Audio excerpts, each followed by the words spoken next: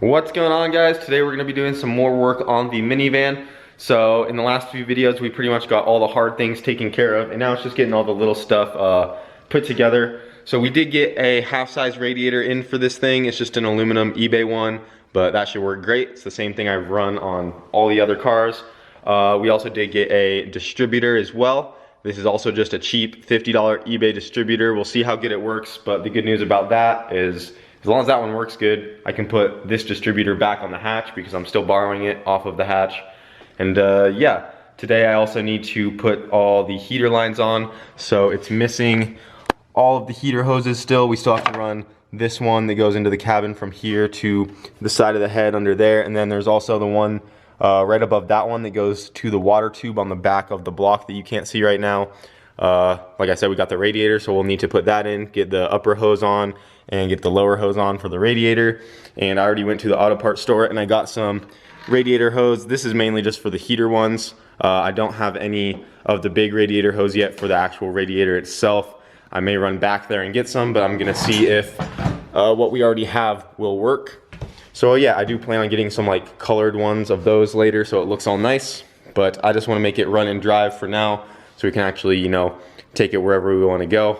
And also last night we did find out that the factory downpipe off the minivan that came with the minivan will fit. So it has a full exhaust now and it runs pretty quiet now. Sounds just like a normal car for the most part, besides the solid mounts. You can still feel it kind of shaking inside the van. But yeah, that's good because now we can drive it around just all motor for a bit. And I think before we put the turbo kit on and things like that, while we're breaking it in and after that's all done, I want to throw it on the dyno and see what this factory H22 will do. Obviously the exhaust that's on it now is probably going to limit it, but we might unbolt that for the dyno, we'll see. But I would want to find out what this thing makes NA. Would be interesting to know because I never dynoed my hatch when it was all motor.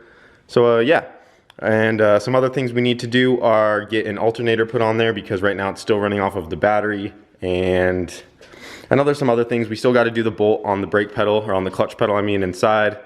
And also we need to wire in the VTEC so the VTEC works. That's also very important. And then one more thing, we also need to do the power steering pump, make a bracket to hold that, or find a factory one and get all that hooked up because I do want to keep the power steering as well. We need to do a throttle cable bracket. Another thing I just thought of, we also need to make the bracket for the shift linkage as well before we can start driving it because the shifter is still just sitting on the ground. But yeah, a lot of talking, but that's what needs to get done. And I'm gonna start with getting the rear heater hoses put on, and then we'll see if we can find a way to mount up the radiator.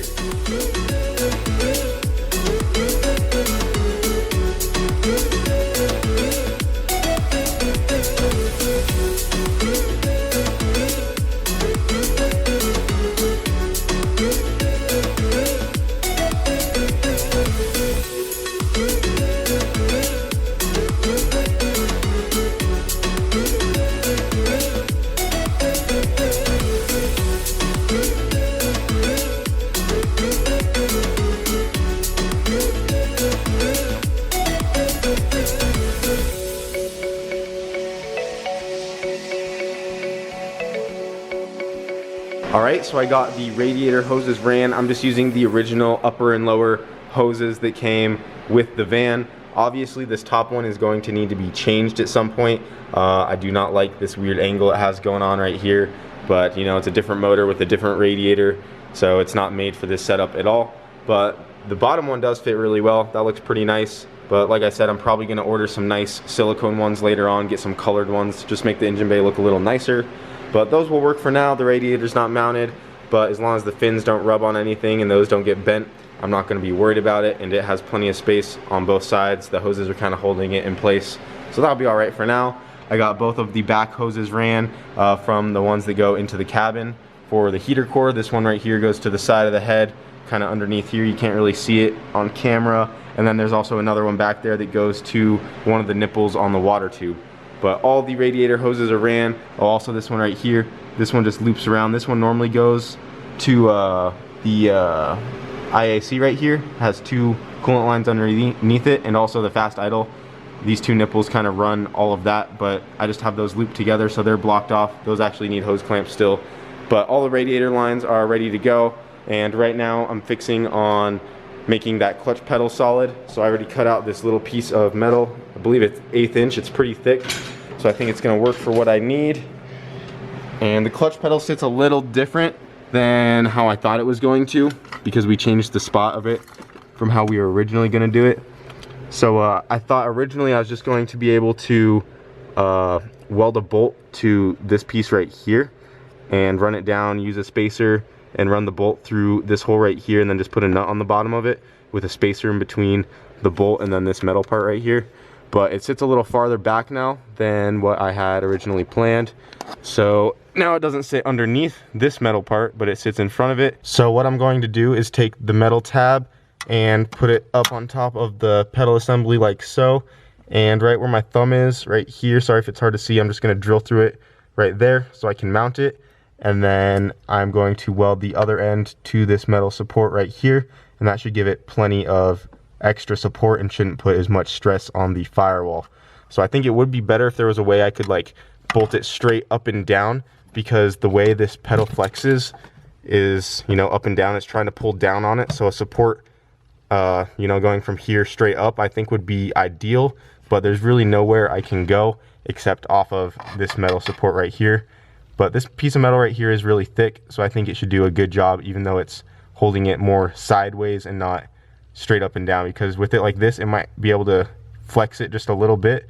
But if I put a heavy weld on there, I don't think it's going to be an issue, because this is, like I said, a pretty thick piece of metal right there. So we'll try that out, and hopefully that will be enough to support the clutch pedal assembly. So now I'm going to try to position the van closer to my welder over there and get that tab ready, get the hole drilled through it, and get it welded on. So I got my welder ready to go, everything's hooked up. I just have my ground on this metal tab right here, and I also got my mount ready to go as well. Not sure how well you guys can see that, but I already have the hole drilled through it, and right now it's just resting in place where it needs to be. And I can't really get the camera in there too good, but I'm gonna be welding it right there on that metal support. So she's ready to go. I also did unplug the ECU just in case there's a chance I could ground it out. Hopefully nothing else grounds out by doing this. And yeah, hopefully I don't melt too many wires. I'm gonna try to do it fast. Hopefully no sparks catch anything on fire. But I need to get that mount welded in there. Look, Trouser, it's the inside of an Odyssey dash. Remember the last time you were in an Odyssey?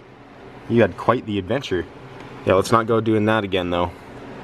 You can get one good look at it, but I'm keeping my eye on you this time. For those of you who don't remember, or for those of you who are pretty new to the channel, a while back, we thought it was a good idea to bring Trouser with us to go pick up a motor, and we brought him with us in my daily van, and we weren't paying attention. We had him on the floor, and he somehow got up under the dash and managed to find his way like behind all this like computer and wiring, and managed to get into the subframe of the van, and we could not find him at all. We thought all hope was lost, and we took the glove box off, and you know, we were just looking for him, and we thought there was no chance we were ever gonna find him. Like, dude, he's gone, or we're gonna have to wait for him to come out.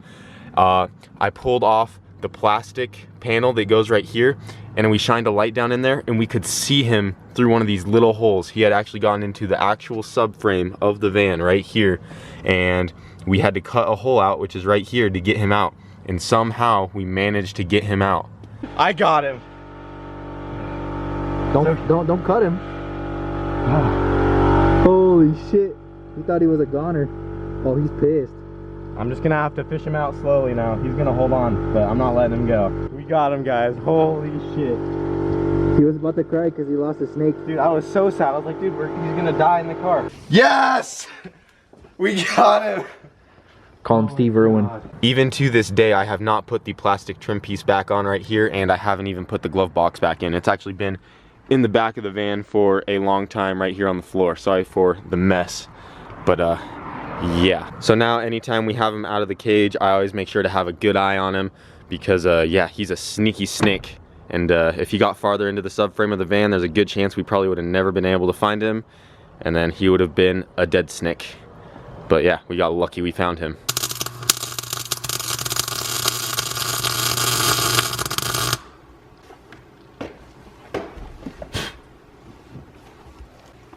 Oh shit. And there we go, got the tab welded on, got a nut and bolt through there, and now when you push on the clutch pedal, everything is solid, not going nowhere. And that's exactly what we want. So the clutch is ready to go.